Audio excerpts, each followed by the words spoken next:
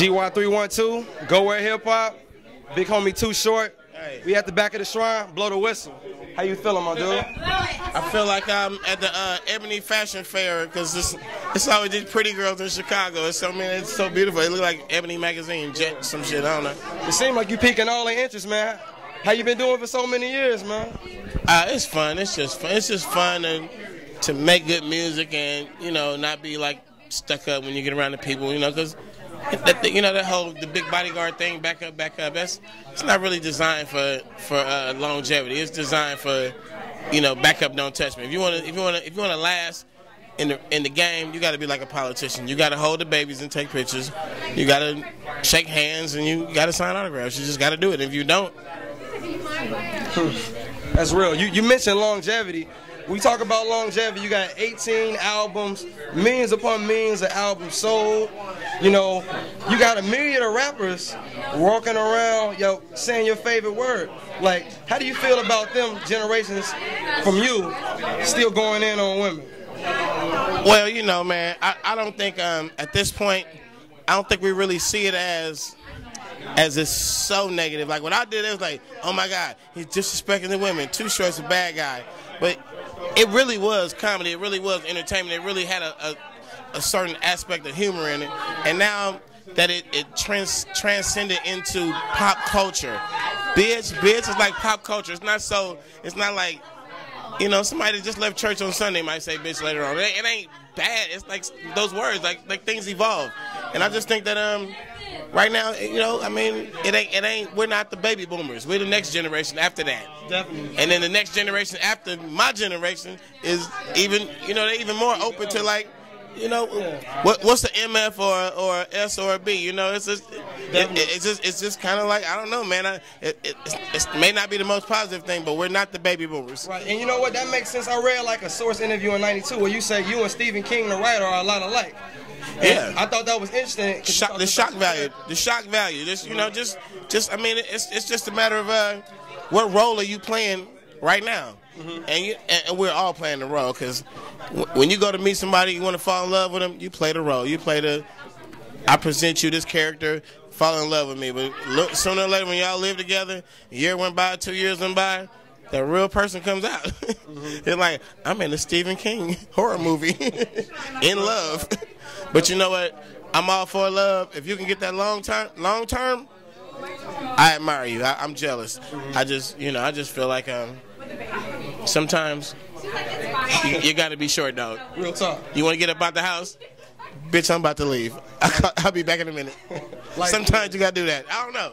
Right. Yo, I just want to ask one question because it's word around the street. They say, according to Oakland street lore, one time you sold over 16,000 tapes just off you strength alone, racking over 60 racks, man. Like, you speak up on that, man?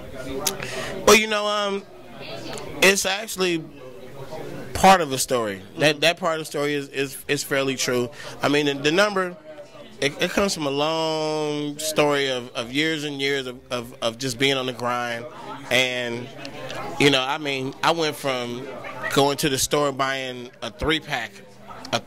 Literally, like, you get 3 cassettes for $1.99, and you buy them for $2 and some change, and you sell them for 15, 20 bucks, and you make a profit. I went from that to, buying 15,000 tapes and selling them for 60 G's, like the story you heard, but it's not. And there really was no in between point. I always sold tapes. When CDs came along, we like, wow, you could just skip through it faster and I grew up in 8 tracks, wax. You know that fucking 8-track is. Like, damn, show me the history of 8-track. That's crazy. It's like I can't even explain it. It's so complex how you get to your favorite song on an 8-track.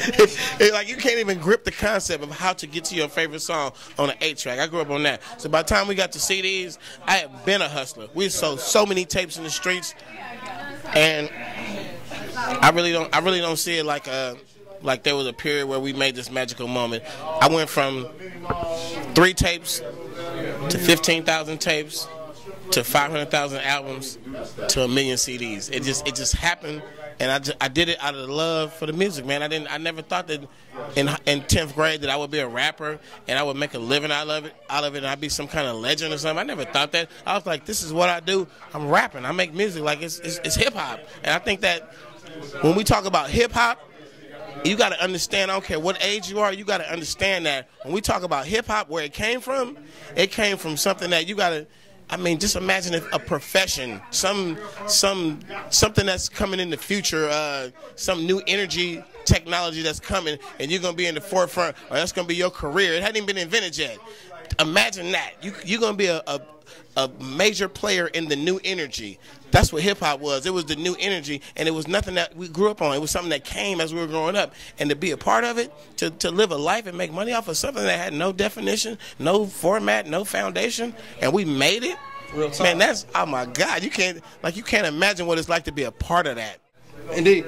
So you was mentioning the generation of new hip hop or rap. Like, anybody in particular you favor that you really kind of feeling that you like, okay, I can kind of see these guys with the torch?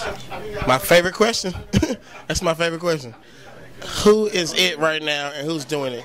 It's the same as when I came up. It's the same thing. I want to know who's going to make a career out of this.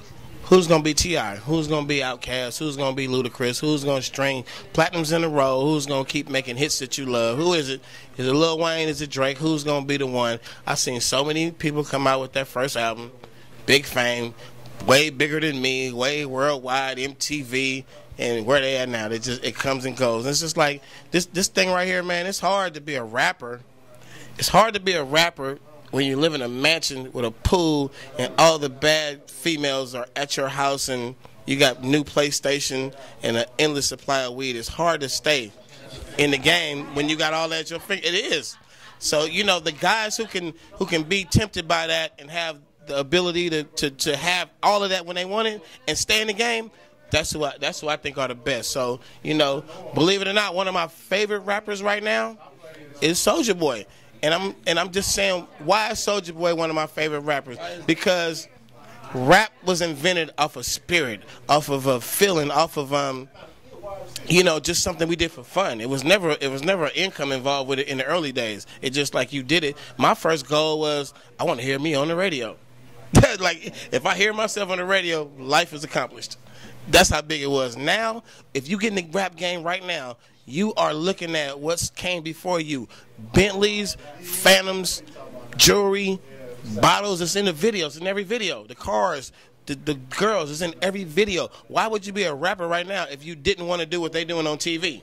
So what they get in the game for now is to get it and to have it. So Soulja Boy comes up, he spits some verses, do the Soulja Boy dance, Superman, and you go, oh, it's whack, but he made so much money, and he toured the world, and everybody loved it. It crossed over into every ethnic community, and you like, you hate him for that?